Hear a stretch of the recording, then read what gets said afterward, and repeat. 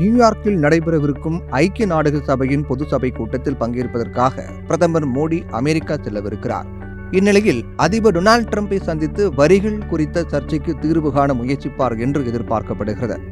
September மாத இறுதியில் பிரதமர் நரேந்திர மோடி அமெரிக்காவிற்கு செல்வதற்கான ஏற்பாடுகள் நடந்து வருவதாக தகவல்கள் தெரிவிக்கின்றன.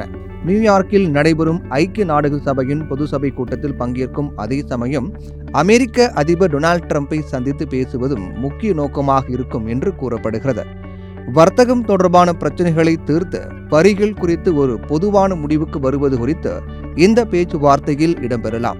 மேலும் இது இரு தலைவர்களும் ஒரு வர்த்தக ஒப்பந்தத்தை அறிவிக்க வாய்ப்பாக இருக்கும் என்றும் எதிர்பார்க்கப்படுகிறது. இந்த கூட்டத்தில் இஸ்ரேல், சீனா, பாகிஸ்தான், வங்கதேசம் என பல்வேறு நாடுகளைச் சேர்ந்த தலைவர்கள் கலந்து கொண்டு உரையாற்ற உள்ளனர்.